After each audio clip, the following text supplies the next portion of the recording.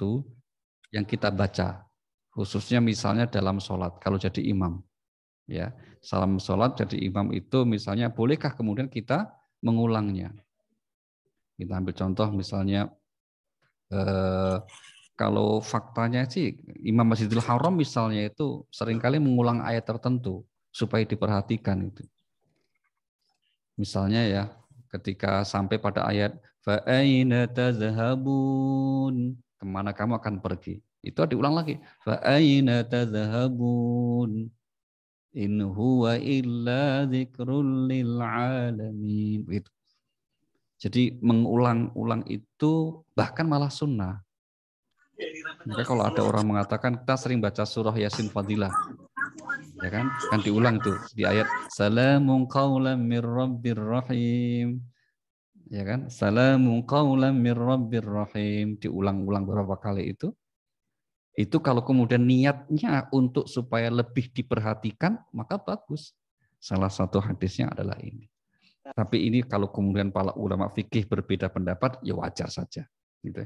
Tapi yang penting adalah bahwa Rasulullah Sallallahu Alaihi Wasallam seringkali untuk memberikan penekanan pada unsur atau kalimat atau ajaran tertentu kemudian diulang beberapa kali, khususnya 3 kali. Itu menjadi sesuatu yang sunnah sifatnya, boleh. Nah ini maka teknik mengajar kalau kita menyampaikan, nah termasuk kalau misalnya ya, mohon maaf ini kalau kita sudah bertambah usia itu kan kadang pendengaran berkurang. Nah itu kalau ngomong sama istri kadang-kadang atau istri ngomong sama suami perlu diulang itu ya anggap aja itu bukan karena berkurang pendengaran tapi ikut sunnah. Nah, ikut sunnah kira-kira begitu ya. Itu pasti kita punya pengalaman pribadi masing-masing lah kira gitu. Ngomongnya apa, kedengerannya apa itu. Ini kalau udah tambah usia ini apa generasi-generasi kolonial itu. Yang milenial masih muda ya. Ini kolonial ini Masya Allah itu mau nggak mau itu ngomong pelan itu ya tetap nggak kedengeran gitu. Itu ya itu masalah itu. Maka penting juga diulang berikutnya itu. Baik, kita lanjutkan. Hadis yang ke-95 masih satu tema ini ya. Haddatsana Bismillahirrahmanirrahim.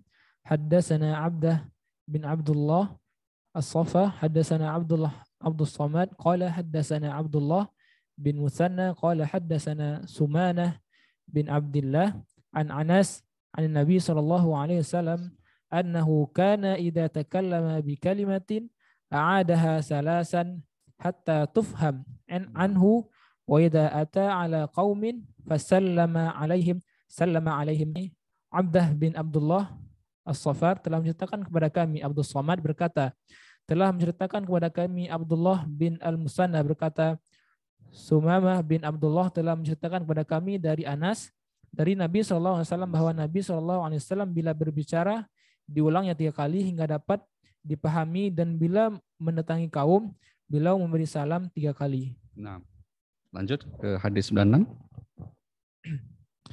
Bismillahirrahmanirrahim. Haddatsana Musaddadun qala haddatsana Abu Awanah an Abi Bishrin an Yusuf bin Mahak an Abdullah ibn Amir wa qala takhallafa Rasulullah sallallahu alaihi wasallam fi safarin fasafarnahu faadrakana wa qad arhaqna salat al-asri wa nahnu natawaddau faja'alna namsahu ala arjulina fanada bi'a'la sautihi wailun li'aqab minan nar marratain aw salasan. Telah menceritakan kepada kami Musaddad berkata telah menceritakan kepada kami Abu Awanah dari Abu Bishr dari Yusuf bin Mahak dari Abdullah bin Amr berkata, Nabi SAW pernah tertinggal dari kami dalam suatu perjalanan yang kami lakukan, sehingga beliau mendapatkan kami sementara waktu sholat sudah hampir habis. Maka kami berwudu dengan hanya mengusap kaki kami. Maka Nabi Muhammad SAW berseru dengan suara yang keras, celakalah bagi tumit-tumit yang tidak basah akan masuk neraka. Diserunya hingga 2 atau 3 kali. Nah, Ini penting. Ini saya kira dari sisi fikihnya menjadi perhatian kita semua, Bapak Ibu ya, tentang bagaimana seharusnya kita berwudu. Nabi sampai mengucapkan kalimat yang ini perawinya agak ragu nih 2 kali atau 3 kali. Maksudnya itu mengulangnya agak ragu 2 atau 3. Celakalah tumit-tumit yang tidak dibasuh itu nanti gas begitu. Ini bernyangkut sudah orang yang misal tahu maka semacam yang ya zaman itu di masjid. Nabi tidak langsung marah, malah disuruh dibiarkan gitu. Tapi sebaliknya atas orang yang sudah mengetahui, maka Nabi kita Muhammad SAW begitu tegas, begitu jelas. Maka Bapak Ibu untuk berwudu, kan ayat wudu itu kan jelas ya disebutnya kalau membasuh di wudunya itu Al-Maidah ayat yang ke ya ayyuhalladzina amanu wa aydiyakum ilal marafiqi wamsahu bi ru'usikum wa arjulakum. Bismillahirrahmanirrahim. Wahai orang yang beriman, apabila kamu hendak melaksanakan sholat, dan sapulah kepalamu dan basuh kedua kakimu. Jika kamu sakit atau dalam perjalanan atau dalam kembali dari tempat buang air perempuan, maka jika kamu tidak memperoleh air atau suci, usaplah wajahmu dan tanganmu dengan debu itu. Allah tidak ingin menyulitkan kamu, tetapi Dia hendak membersihkan kamu dan menyempurnakan nikmatmu bagimu agar kamu bersyukur. Iya. Ini ayat tentang wudhu ya, jelas sekali bahwa anggota wudhu itu yang tidak boleh, tidak harus kita basuh atau harus menjadi bagian rukun wudhu. Yang pertama apa tadi? Wajah. Yang kedua, tangan sampai siku. Makanya hadis lain juga ini siku ini nggak boleh nggak basah, harus sampai basah ini. Maka khususnya ibu hati-hati ya kalau kalian bajunya panjang kan, karena sampai sini malah itu. Terus kemudian apa? Mengusap kepala. Mengusap kepala itu ada yang memahami semua rangkaian kepala maka 2 kali begitu, ada yang sebagian. Itu contoh terjadi beda pendapat, tidak masalah. Yang penting diusap bagian dari kepala. Yang keempat apa? Kaki sampai mata kaki. Nah, berarti tumit itu bagian yang harus memang dibasuh. Maka kalau kemudian hanya atap atau alasnya saja atau bagian depan kaki saja diusap-usap itu, maka wajar kalau kemudian Rasulullah SAW mengatakan wailul lil aqabi minan nar. Sungguh celaka masuk neraka tumit-tumit yang kemudian tidak dibasuh itu. Nah, ini penting supaya kemudian masalah wudu ini karena itu merujuk pada syarat sahnya sholat. Kalau wudu kita tidak sah, berarti sholat kita juga tidak dinilai sah. Tapi yang terpenting apa? Yang terpenting kita termasuk kalau kemudian kenapa kita berwudu itu kita basuh 3 kali, padahal kalau di ayat Al-Qur'annya kan nggak disebut 3 kali. Cuma ya sekali saja disebutnya. Nah, itu adalah kemudian menjadi apa yang kita sebut sebagai sunnah. Ya, sehingga kalau suatu keadaan misalnya sedang umroh, misalnya ini para jamaah sedang umroh misalnya. Aminnya nggak semangat ya. Umroh lo nggak semangat gimana sih? Lo amin aja nggak semangat gimana mau berangkat gitu. Ya kan? Misalnya sedang umroh nih. Gitu. Ini majelis surga ini, majelis yang luar biasa majelis ilmu itu. Malaikatnya banyak insya Allah ini. Apalagi ini, hadis Rasulullah ini luar biasa. Makbul doa kita insya Allah itu ya. Nah, itu ya. Maka kemudian ya insya Allah nanti ya gimana cara Allah ngaturnya kan siapa tahu. Nanti kita berangkat bersama ziarah ke Rasulullah Sallallahu Alaihi Wasallam. Judulnya apa? Judulnya mungkin Khataman Sahih Bukhari. Wah, nggak apa-apa. Baru 1 jilid sudah dikhatami, ya nggak apa-apa. Kan nggak harus khatam semua, khatam sendiri. Kira-kira gitu. Nah, diniati, niat aja gratis. Niat dulu gitu. Lah kalau niat aja nggak punya gimana mau berangkat kan? Niat aja. Nanti yang menyampaikan adalah Allah Subhanahu wa Ta'ala. Gitu ya. Nah, maka 3 kali itu bagian dari sunnah. Ya, tapi sekali lagi kalau misalnya satu keadaan tidak memungkinkan 3 kali, ya jangan. Ya, jangan dipaksakan. Itu nanti judulnya malah dosa. Dosanya apa? Dosa paling tidak makruh lah ya. Karena apa? Mubazirkan air nanti. Misalnya kita sedang kesulitan air, cukup hanya wudhu sekali, maka kadang-kala kalau di daerah wilayah yang airnya sulit, itu rata-rata mereka tidak akan 3 kali. Cukup 1 sekali. Pernah kami misalnya ke Maroko gitu ya. Itu masjid-masjid itu nggak ada keran loh, umumnya itu. Yang ada apa? Gayung. Air gayung itu usap gitu. Karena emang sulit air bersih sulit. Nah, kita ini akhirnya karena banyak dan gampang air, terus ada keran, wudunya akhirnya apa? Ngocor.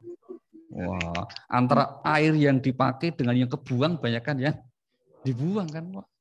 Belum lagi kalau seandainya cuma anggota wudhu yang 4 tadi sebetulnya dikit ya. Ini kan enggak.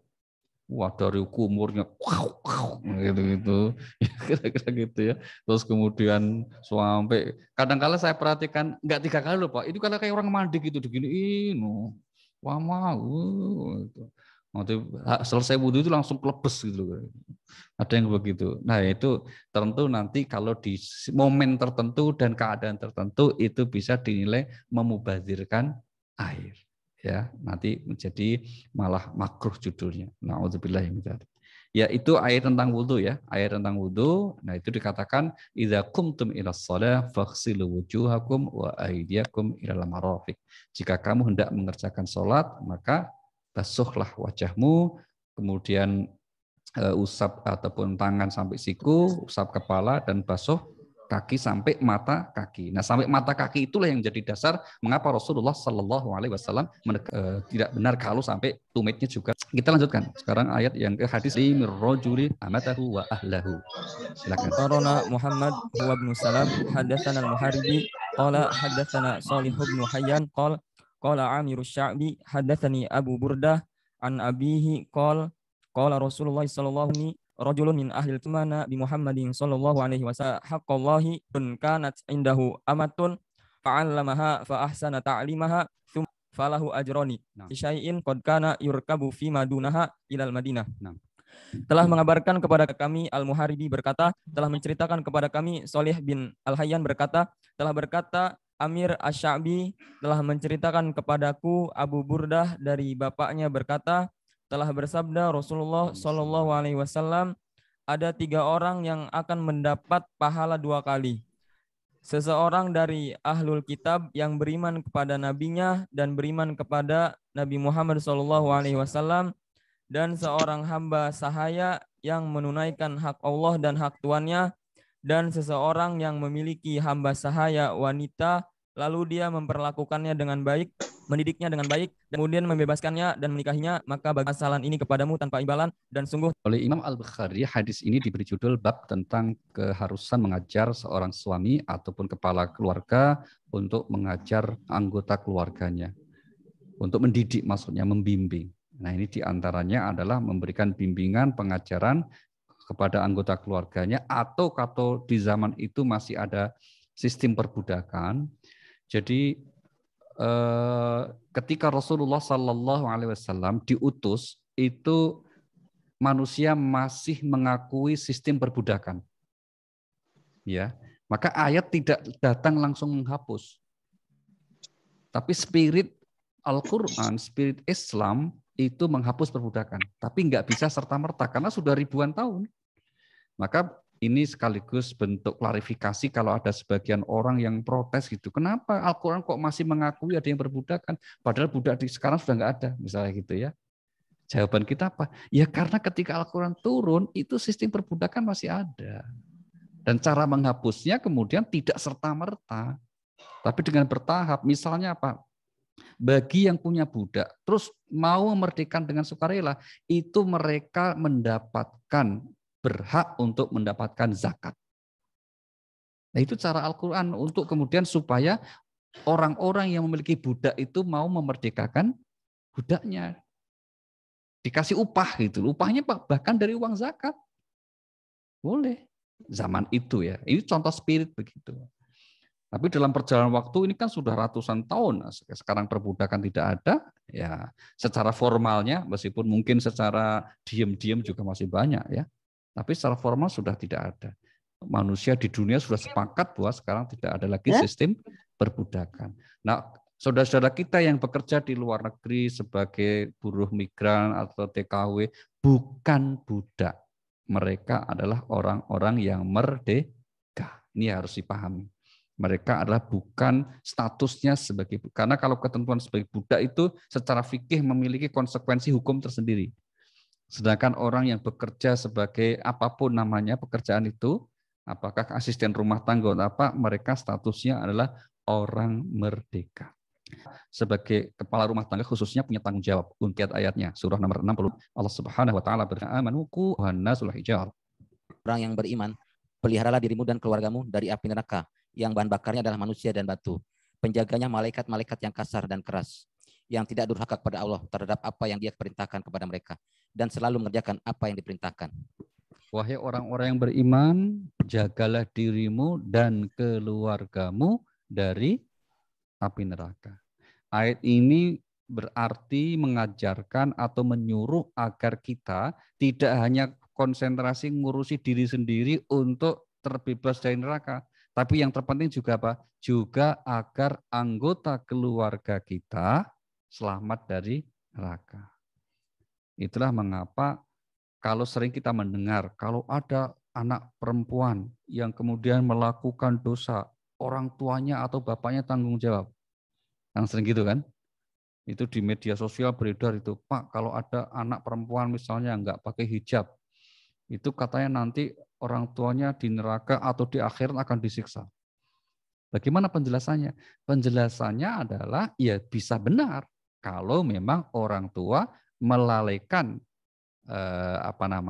kewajibannya untuk mendidik anak-anaknya.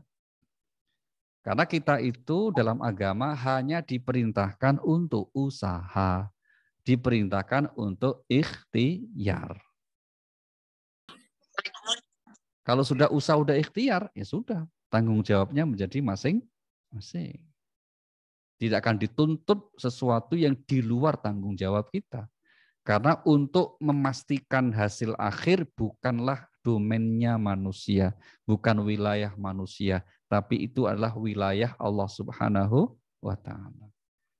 Kita ambil contoh, kalau sebagai ayah misalnya Nabi Nuh alaihissalam, itu kan ada anaknya atau putranya yang durhaka. Pertanyaannya, apakah Nabi Nuh di akhirat nanti dimintai pertanggungjawaban? Tentu tidak, karena beliau sudah melaksanakan kewajibannya. Bahwa kemudian anaknya kemudian misalnya ada yang durhaka, ya tanggung jawabnya masing-masing. Demikian juga sebagai seorang suami, Nabi Nuh alaihissalam pastilah sudah mendidik istrinya, bahwa ternyata istrinya tetap durhaka, ya sudah tanggung jawab masing-masing. Istri Nabi Nuh yang bernama Nyonya Nuh, nah itu kan, atau Ibu Nuh, namanya kan nggak disebut, ya, pokoknya itu aja gitu. Itu tanggung jawabnya sudah selesai dilaksanakan. Sebaliknya kalau ada seorang suami tidak pernah ngajari istrinya untuk berbuat baik, kok ternyata istrinya solihah, misalnya gitu, kan bisa saja karena didikan orang tuanya, pengaruh temannya, istrinya solihah, tapi suaminya kok nggak tanggung jawab. Meskipun istrinya solihah, taat baik, itu suami nanti tetap mendapat hukuman. Hati-hati. Kenapa? Kewajiban tidak dilaksanakan. Nah ini penting ini, supaya kemudian kita tidak melihat hanya satu sisi gitu. Ada orang tua nggak peduli mendidik anak bersama apa? Ya sama, sama orang lain misalnya gitu. Orang lain dan akhirnya jadi anak solih. Ini bapaknya yang kurang ajar mentelantarkan, ya tetap dosa meskipun anaknya kewajiban. Jadi agama itu prinsipnya gitu. Kewajiban agama dilaksanakan atau tidak, itu yang kemudian berkonsekuensi kepada balasan. Kalau dilaksanakan, maka sudah. Lalaikan, khilaf, ya sudah. Maka dia juga akan menerima konsekuensi tanggung jawabnya, yaitu apa? Mendapat sanksi hukuman. Itu ya, maka di hadis ini mengingatkan kita tanggung jawab dalam keluarga agar kemudian kita bersungguh-sungguh untuk mendidik anak-anak kita. Ya, meskipun memang nggak mudah karena Al-Quran juga mengatakan harta dan anakmu itu adalah sebagai coba. Kita lihat surah nomor 8 ayat 28. Allah berfirman, A'udzubillahi minasyaitonir rajim, wa'lamu annama Allah 'indahu ajrun 'azim. Bismillahirrahmanirrahim. Anak-anakmu itu hanyalah sebagai cobaan dan sesungguhnya di sisi anakmu sebagai cobaan. Yang disebut harta pertama yang kedua, kita semua tugas orang tua apa mendidiknya. Orang tuanya itu. Maka kalau kemudian ada misalnya ada anak yang katakanlah tumbuhan, yang disebut apa? Harta dan anak. Kalau istri apa, Pak? Hai. Ngosok istri kok musibah, maksudnya apa gitu.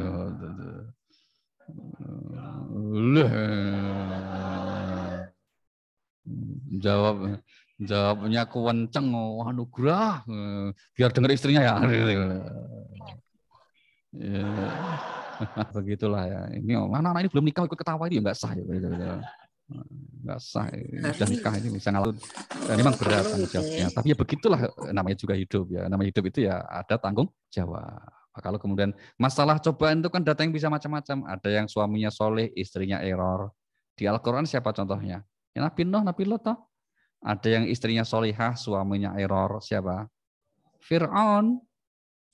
Asiyah itu kan solihah, malah wanita penghulu surga. Tapi suaminya siapa? Fir'aun. Yang hebat nggak mencerai juga ya.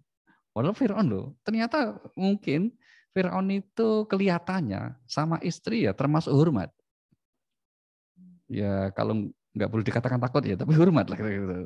Ya agak takut lah. Buktinya apa? Buktinya kemudian ketika istri Fir'aun itu, Asiyah itu, ngambil bayi Musa itu loh. Faltaqatahu ali fir'aun liyakuna lahum ad. Asiyah langsung bilang itu, ini urusan saya. Tolong ini urusan saya. Kamu gitu. Jadi emang agak takut. Kalau pengen jadi penguasa hebat itu takut sama istri. Nah, ini nanti jadi raja. Itu buktinya Fir'aun lah kira-kira gitu. Begitulah kira-kira gitu ya. Baik, kita teruskan hadis yang ke-98 ya. Orang suami atau kepala rumah tangga, imam ya, menasihati dan mengajari kepada Bismillahirrahmanirrahim. Hadatsana Sulaiman bin Harbin qala hadatsana Syu'batu qala ta'an qala sami'tu Ibnu Abbas qala Atha asyhadu alaihi wasallam kharaja wa ma'ahu Bilal fadhanna annahu lam yusmi' fawa'adhahunna wa amarahunna bis sadaqah faja'alatil mar'ah tulkil qurta wal khatam wa Bilalun ya'khudhu fi tarafi thawbihi qala Abu Abdillah wa qala Ismail an Ayyub an Atha wa qala an Ibni Abbas asyhadu ala Nabi sallallahu alaihi wasallam.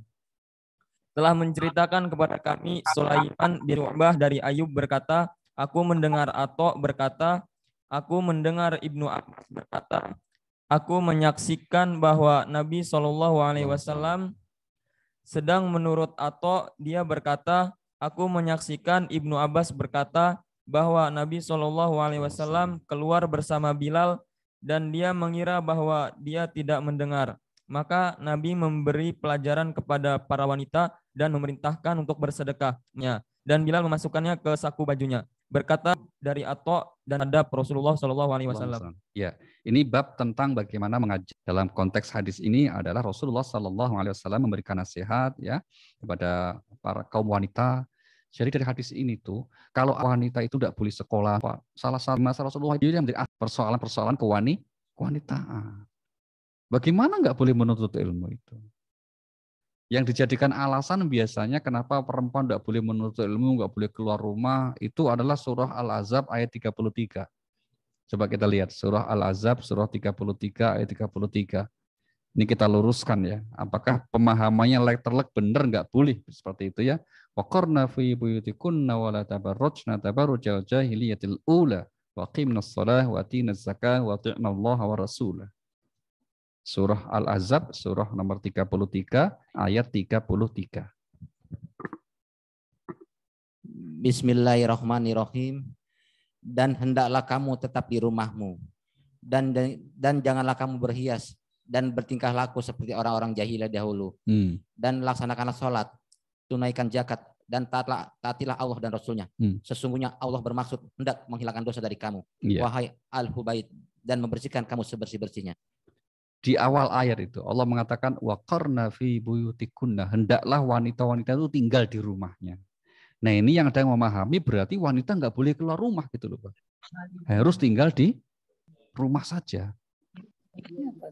Karena ayatnya mengatakan begitu. Nah pemahaman yang benar bagaimana? Yang benar adalah bahwa dalam hal ini Rasulullah atau agama tepatnya Al-Quran bukan berarti kemudian meminta wanita supaya nggak keluar rumah. Tetapi dipahaminya bahwa kaum wanita itu memang tugas utamanya itu berkaitan dengan persoalan rumah tangga. Gitu loh. Kalau memang nggak boleh keluar, nggak boleh ngajar, nggak boleh menuntut ilmu, ya mestinya Aisyah. Faktanya banyak sekali di zaman Rasulullah itu kaum wanita yang belajar. Ini termasuk diajari juga. Ya, termasuk diajarkan. Maka terlebih di zaman sekarang ya kalau kemudian kita mengenal istilah emansipasi kalau wanita kemudian dianggap sebagai konco wingking ya, dalam tradisi orang Jawa kan gitu. Hanya teman belakang saja. Sehingga kemudian di peran itu ya sudah bukan sikap yang perspektif yang baik. Karena apa? Hakikatnya kaum wanita pun juga adalah sama laki-laki, makhluk ciptaan Allah Subhanahu wa taala. Punya tanggung jawab yang sama sebagai seorang hamba dari Allah. Maka juga punya peluang yang sama untuk meraih kehidupan yang baik. Mari kita lihat ayatnya. Surah nomor 16 ayat 97. Allah Subhanahu wa taala berfirman di ayat ini, "Man 'amila shalihan min dzakarin aw unsa wa huwa mu'min falanuhyiyannahu hayatan thayyibah wa lanajziyannahum ajrahum bi ahsani ma kanu ya'malun." Bismillahirrahmanirrahim. Barang siapa mengerjakan kebajikan baik laki-laki maupun perempuan dalam keadaan beriman, maka pasti akan kami berikan pahala yang lebih baik dari apa yang telah mereka kerjakan. Barang siapa yang beramal soleh, bekerja dengan maupun perempuan, maka kami akan memberikan kehidupan yang baik. Kehidupan yang baik tentu juga di dunia dan nanti di akhirat. Jadi untuk meraih keberhasilan, meraih kemuliaan hidup itu adalah hak setiap hamba Allah, baik laki maupun perempuan. Jadi tidak hanya monopoli kaum lelaki saja. Sehingga kemudian prinsip Al-Quran ya ada kesamaan, perempuan sama-sama mulia, dan itu banyak, nggak hanya satu ayat tadi ya, banyak. Sehingga kemudian kalau toh kelihatan laki-laki punya kewajiban mengajar, nah sekarang kasusnya begini, bagaimana kalau kemudian yang lebih mengetahui ilmu, mengetahui ajaran agama, misalnya malah istri, apakah istri berkewajiban kemudian membimbing suami? Kan banyak sekarang karena mungkin suaminya sibuk gitu ya, sehingga kemudian yang banyak ikut kajian malah istri kan, sehingga kemudian banyak mengerti hukum-hukum agama itu malah istri. Termasuk misalnya kemudian karena ikut kelas tahsin, baca Al-Quran, yang lebih lancar baca Al-Qurannya malah istri. Nah itu gimana itu? Apakah si istri wajib untuk bimbing suami? Wajib ya enggak. Ya, tapi kalau toh kemudian mendorong, mendoakan harus. Mendorong itu maksudnya itu ya mensupport, Pak, bukan terus dorong, bukan mensupport maksudnya gitu. Mensupport agar kemudian suaminya juga mau untuk ikut mendalami agama. Misalnya gitu, itu harus disupport. Karena sebetulnya kewajiban untuk membimbing istri itu kan ada pada pundak suami.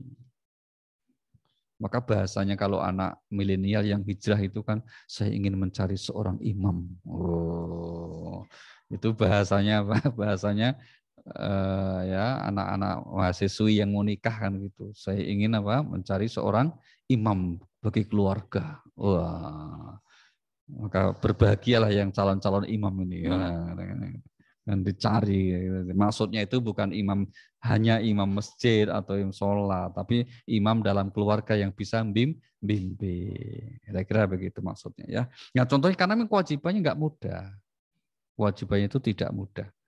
Tapi bukan berarti kemudian ini tidak memiliki konsekuensi keutamaan pahala. Maka kenapa suami itu diberikan hak kepemimpinan atau qiwamah? Karena memang dia punya kewajiban satu menafkahi, yang kedua apa? Bimbing. Maka hak qiwamahnya, hak kepemimpin dari keluarganya boleh jadi berkurang bahkan hilang kalau kewajibannya tidak dilaksanakan, kalau kewajiban tidak ditunaikan. Itulah pentingnya kemudian. Nah, keluarga di era modern ini misalnya ya umumnya seringkali memang tidak sepenuhnya ideal. Kalau yang diidealkan dalam agama kan kira-kira pokoknya suaminya itu harus solih, bisa jadi imam, bimbing keluarga gitu kan. Tapi kan nggak selalu seperti itu. Kenapa? Ya namanya hidup ya, ingat-ingat kita di dunia itu nggak selalu seperti itu. Nah terus bagaimana? Disitulah pentingnya kita namanya apa? Musyawarah.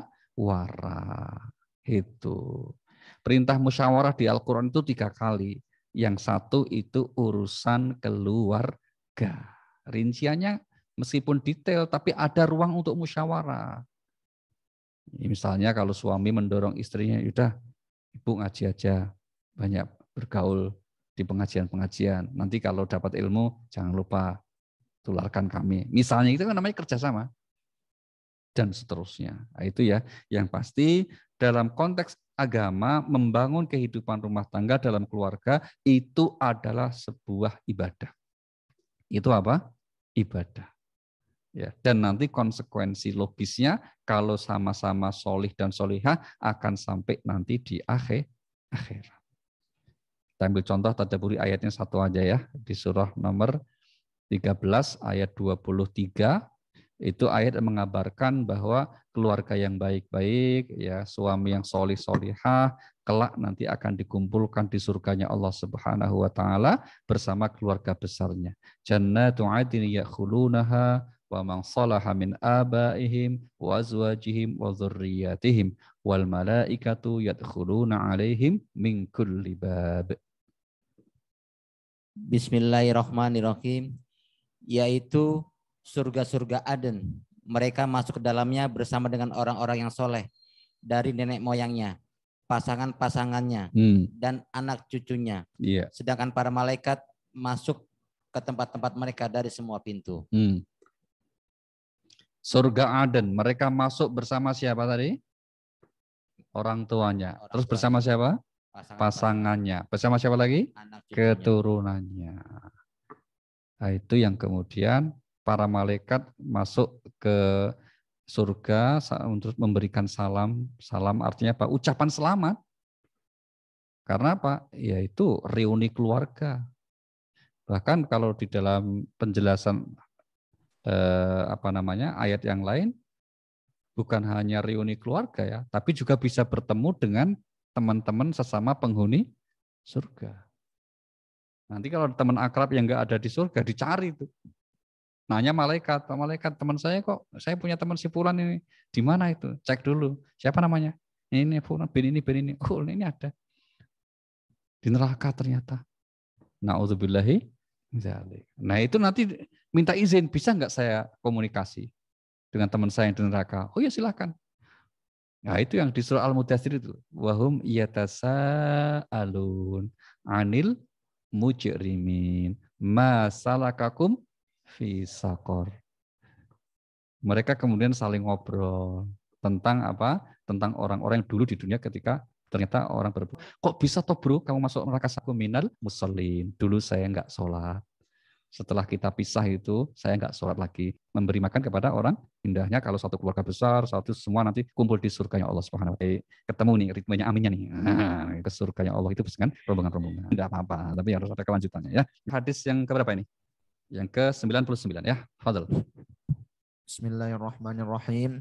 Haddatsana Abdul Aziz bin Abdillah qala haddatsani Sulaimanu an Amr bin Abi Amrin wa an Sa'id bin Abi Sa'id al-Maqburi an Abi Hurairah annahu qala qila ya Rasulullah man as'adun nasi bi syafa'atika yaumal qiyamati qala Rasulullah sallallahu alaihi wasallam laqad zanantu ya Aba Hurairah alla yas'aluni an hadzal hadithi ahadun awwalu minka lima ra'aitu min hirsika 'alal hadithi as'adun nasi bi syafa'ati yaumal qiyamati man bi syafa'ati yaumal qiyamati man qala la ilaha illallah khalisam min qalbihi au nafsihi.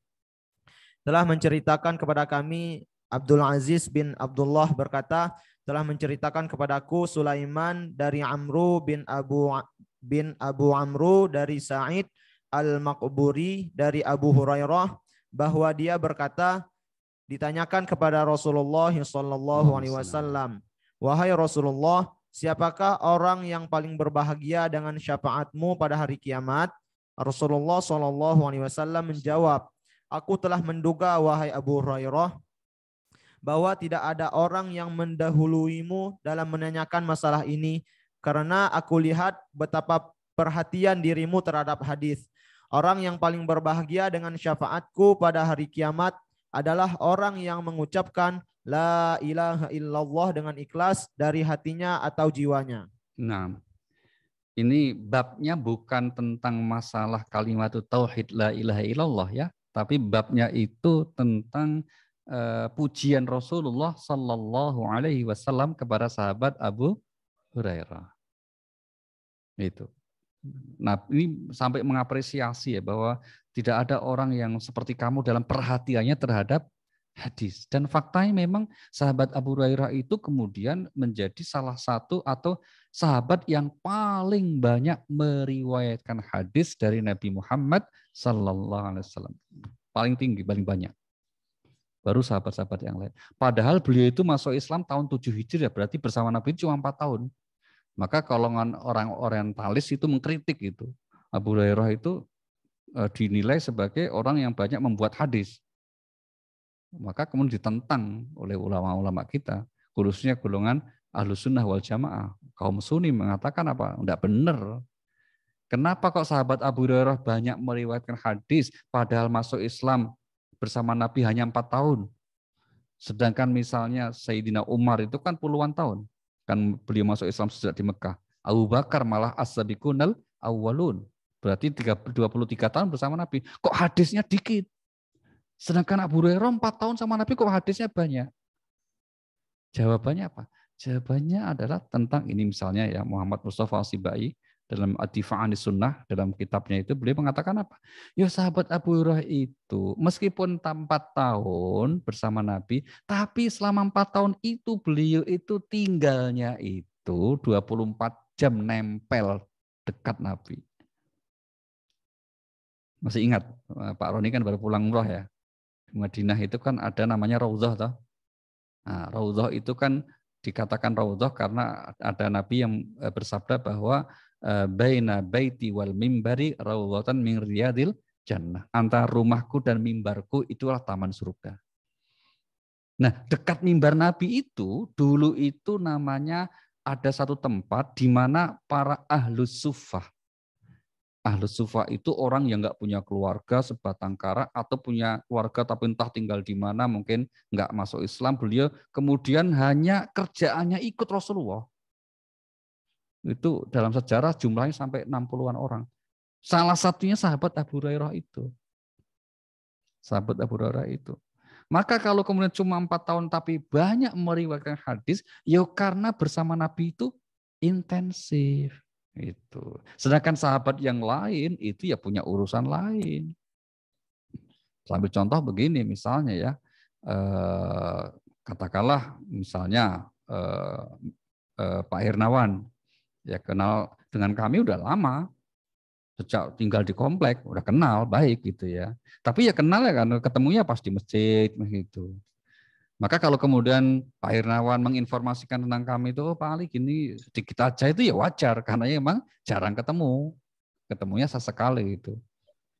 Tapi sebaliknya Pak Heri Budi, meskipun kenal baru, tapi kan tinggalnya misalnya dekat atau bahkan di satu rumah. Akhirnya banyak memberikan informasi lebih detail, ya wajar. Nah itu contohnya begitu ya, sahabat Abu Hurairah juga begitu. Nah itu ya poinnya. Maka hadis ini memuji sahabat Abu Hurairah sebagai orang yang sangat besar perhatiannya terhadap hadis Rasulullah Sallallahu Alaihi Wasallam.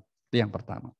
Kemudian yang kedua, di antara poin penting dari hadis ini adalah bahwa Nabi kemudian kan ditanya, as'adun nas bi syafaati yaumil qiyamah ya Rasulullah, siapa sih yang paling berhak kelak itu akan mendapatkan syafaat. Ternyata di dalam hadis ini dikatakan apa? Ya mereka adalah mengqala la ilaha illallah khalisan min qalbi. Orang yang mengucapkan la ilaha illallah murni ikhlas dari hati nuraninya. Itu yang kelak nanti mendapat syafaat Rasulullah sallallahu alaihi wasallam. Jadi nampaknya tidak sesulit yang kita bayangkan sebetulnya. Maka Bapak Ibu semuanya termasuk yang di Zoom insya Allah karena min ahli la ilaha illallah nanti dapat syafaat Rasulullah sallallahu alaihi wasallam. Apalagi yang sering kemudian membaca ikut terus tidak hanya membaca Al-Qur'an tapi juga dilengkapi dengan hadis. Hadis itu Masya Allah pahalanya luar biasa. Khususnya pahala kalau kita baca hadis mesti baca sholawat Pak. Mesti sholawat itu. Misalnya apa ya? Misalnya tadi kita ambil contoh misalnya Abu Hurairah anhu qala Rasulullah. Nah, kan sholawat. Padahal nanti di hadis yang lain dikatakan 1 kali sholawat itu Allah menurunkan 10 rahmat. Dan tidak ada amalan yang sempurna dalam konteks Allah pun juga melakukan kecuali sholawat.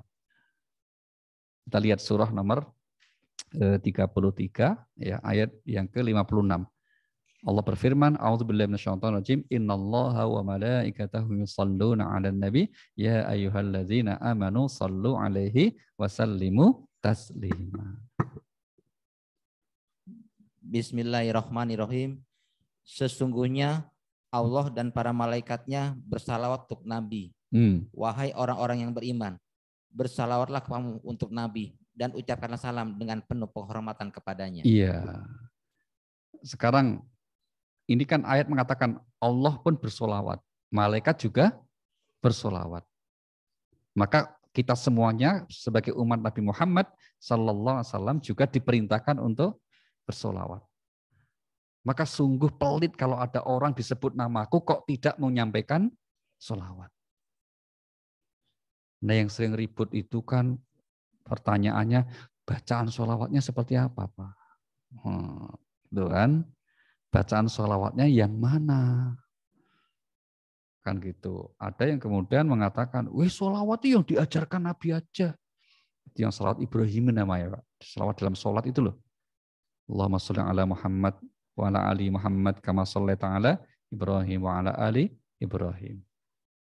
Ada yang begitu. Jangan membaca sholawat yang tidak dicontohkan dari Rasulullah. Itu pendapat ada yang begitu. Lah kita bagaimana?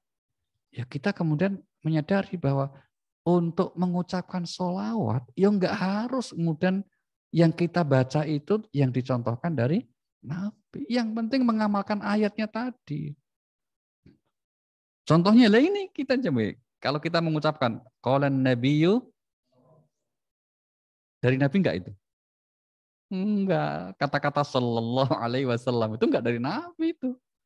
Nabi enggak mengajari. Ini Nabi ngajari ya Allahumma sholli ala Muhammad, sholat itu aja. Bahkan kalau dalam khutbah itu ya Nabi sholawatnya malah terkadang enggak. Tapi kan kita wajib jadi rukun sholawat, kan rukun khutbah kan. Maka artinya apa? Sholawat yang model seperti apapun sepanjang itu adalah ya umumnya para ulama kita yang menggubah sholawat pasti benar lah. Nggak mungkin neko-neko, nggak mungkin kita bersolawat kok mengkultuskan Nabi itu nggak mungkin, nggak ada cerita. Tapi itu bentuk penghormatan kepada Nabi kita Muhammad. Nah, Sallallahu Alaihi Wasallam itu bukan dari Nabi itu.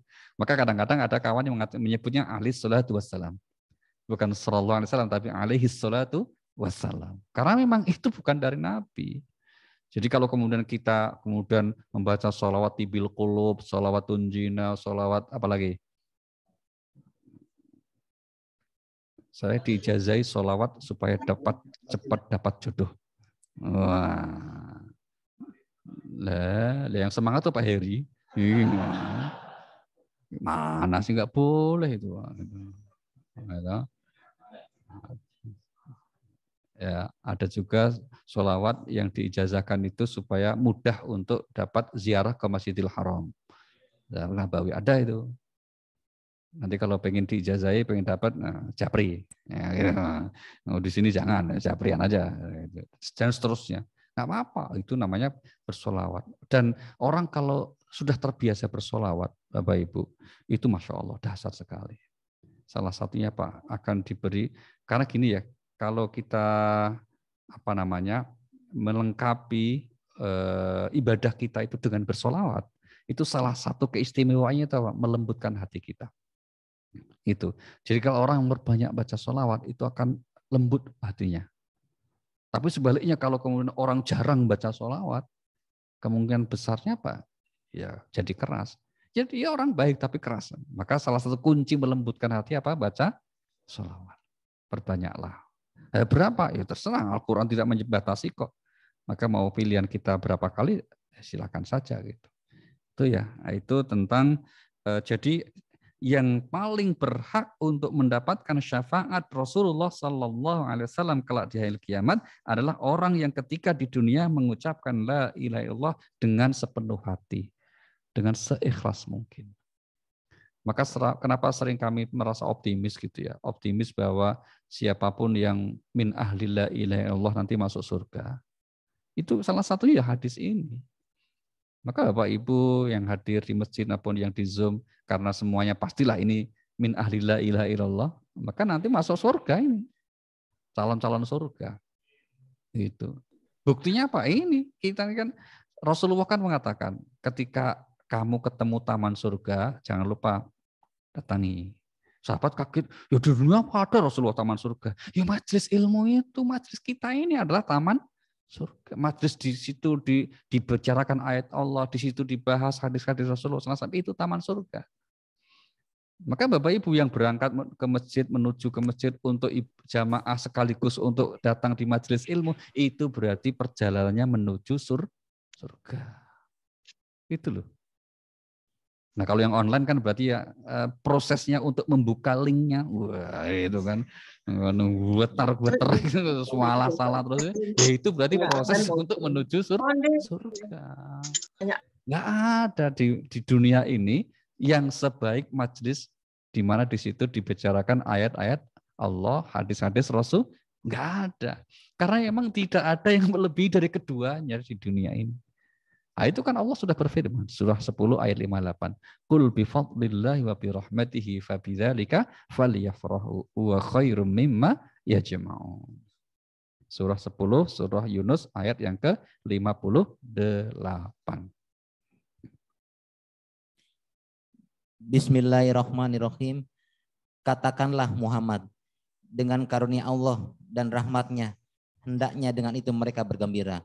Itu lebih baik daripada apa yang mereka kumpulkan. Nah, katakanlah dengan rahmat dan karunia Allah, hendaklah kalian semua bergembira. Karena itu lebih baik dari apa yang kalian kumpulkan.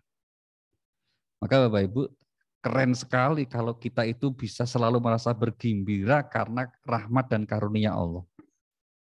Rahmat karunia Allah itu apa? Al-Quran dan Rasulullah Sallallahu Alaihi Wasallam. Maka sering kita sampaikan, meskipun kita sudah sedang punya masalah berat banyak itu, sepanjang kita masih umat Muhammad Sallallahu Alaihi Wasallam, nggak layak untuk sedih. Kita umat Nabi Muhammad. Kalau kita sedih, malu sama Rasulullah. Kan Rasulullah dikatakan apa? Laqad ja'akum rasulun min anfusikum azizun 'alaihi ma 'anittum. Ya kan? Nabi itu sangat sedih kalau kita sedih. Itu namanya kan empati. Empatinya tinggi sekali. Maka kita bersyukur. Lah kok kita ditakdirkan loh, ditetapkan Allah, dipilih Allah jadi umat Nabi Muhammad Sallallahu Alaihi Wasallam. Kalau misalnya kita lahir di Ukraina gitu, bisa nggak Pak? Kalau mau Allah mau loh. Ya bisa. Lah kok lahirnya kemudian di Purwokerto. Ya alhamdulillah. Misalnya lahir di Tegal, dekat Guci, misalnya gitu ya, alhamdulillah akhirnya jadi Muslim. Ya kalau lahirnya misalnya di negara yang non Muslim, kan bisa aja kemudian kita menjadi non Muslim kan, bahkan bukan bisa, memang iya umumnya kan gitu. Lah kok kita ditakdirkan Allah lahir di negara yang seperti kita mayoritas Muslim, akhirnya kita jadi Muslim yang baik, ya hanya ada satu syukur, alhamdulillah. Itu nggak usah nanya, ya Allah kok bapakku dia, ya nggak protes gitu. Yang penting kita sudah dianugerah itu yang oleh Allah katakan itu lebih baik dari apa yang kita kumpulkan. Maka spirit kita dengan kita berusaha ikhtiar untuk mempelajari hadis-hadis Rasulullah Sallallahu Alaihi Wasallam, sejak awal kita niati untuk menambah rasa cinta kita kepada Nabi kita Muhammad Sallallahu Alaihi Wasallam. Kita senang nggak Pak nanti kemudian misalnya di akhirat tuh ya Nabi itu nunggu gitu, setelah nunggu di akhirat itu ya terus Nabi kan dikaruniai dua telaga. Yang pertama namanya Haud, yang kedua namanya Kausar. Ya, Kausar. Yang Haud itu telaga yang ada di mahsyar. Kausar di surga. Ya kita, dua telaga itu kemudian Nabi itu niteni. Ya, niteni apa ya? Menandai, Pak. Menandai. Oh, ini umatku. Sini. Ini minum dulu. Gitu. Begitu minum air telaga Rasulullah itu nggak akan haus selama-lamanya itu. Itu ada hadisnya begitu. Demikian juga nanti setelah masuk surga. Nah, Rasulullah itu punya kesempatan masuk surga duluan, tapi beliau nggak mau ambil kesempatan itu karena ingin memastikan semua umatnya terlebih dahulu masuk surga.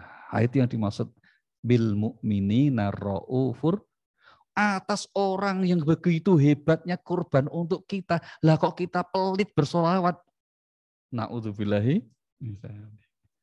Aslinya Allah, Nabi kita itu nggak butuhin solawat kita, Nabi udah sempurna. Tapi kenapa disuruh sholawat? Supaya kemudian kita mendapatkan luberan rahmatnya, luberan syafaatnya. Sallu ala Nabi. Kira-kira begitu. Ya, jadi kalau kita misalnya menjadi orang-orang yang mahabbah kita ke Nabi, itu insya Allah hidup kita akan dinaungi keberkahan dunia dan akhirat nanti. Itu penting ya Pak ya. Maka kenapa dalam setiap habis kajian kita juga kita baca sholawat, dalam setiap momentum kita baca sholawat, itu karena salah satunya seperti itu. Terlebih dalam kajian hadis kita ini mengingatkan, mengaitkan hati kita untuk mencintai Nabi kita Muhammad Sallallahu Alaihi Wasallam. Banyak sekali Bapak Ibu untuk nanti kita bahas bagaimana besarnya cinta Rasulullah kepada umatnya gitu ya. Maka kemudian ini menjadi salah satu salah satu nilai penting ya. Maka usahakan kita untuk membaca sholawat, bersolawat, mempelajari sirahnya, pelajaran hidupnya. Karena dengan itulah kita juga akan dibimbing oleh Allah Subhanahu wa taala. Karena tidak ada pintu lain kalau kita ingin mendekatkan diri kepada Allah kecuali melalui pintu Nabi Muhammadin sallallahu alaihi wasallam. Surah 3 Ali Imran 31. Allah berfirman, "Qul in kuntum tuhibbunallah fattabi'uni yuhibbukumullah wa yaghfir lakum dzunubakum." Bismillahirrahmanirrahim. Katakanlah Muhammad, jika kamu mencintai Allah, ikutlah aku. Niscaya Allah mencintaimu dan mengampuni dosa-dosamu. Iya. Allah Maha Pengampun, Maha Penyayang. Iya. Katakanlah, jika engkau wahai manusia benar mencintai Allah, berkomitmen mencintai Allah, maka ikutilah aku. Fattabi'uni. Ittiba' itu berarti mengikuti jejak-jejak kehidupan Rasulullah SAW. Meskipun tidak mungkin kita semua bisa ikut plak, itu nggak mungkin, ya mustahil. Karena Rasulullah itu sempurna, ya kemampuan kita, segala apa yang kita teladani akhlak menjadi umat, ya kemudian terus diadili di hadapan. Ada satu puisi yang bagus ditulis Muhammad Iqbal. Muhammad Iqbal itu pendiri negara Pakistan. Dia nulis doanya, munajatnya kepada Allah, ya Allah, tolong jangan adili aku di samping Mustafa. Mustafa itu maksudnya Nabi Muhammad, karena aku malu menjadi umatnya, belum sepenuhnya berbuat kebaikan. Tapi Rasulullah kan Raufur Rahim, bil mu'minina Raufur Rahim. Begitu besar kasih sayangnya kepada kaum mukmin, kepada umatnya, maka kita sudah sewajarnya selalu bersyukur karena kita dipilih untuk menjadi umat Nabi kita Muhammad sallallahu alaihi wasallam. Al-Fatihah. A'udzu billahi minasyaitonir rajim. Bismillahirrahmanirrahim. Alhamdulillahirabbil alamin, arrahmanir rahim, maliki yaumiddin. Iyyaka na'budu wa iyyaka nasta'in. Ihdinas siratal mustaqim, siratal ladzina an'amta 'alaihim ghairil maghdubi 'alaihim waladdallin. Amin.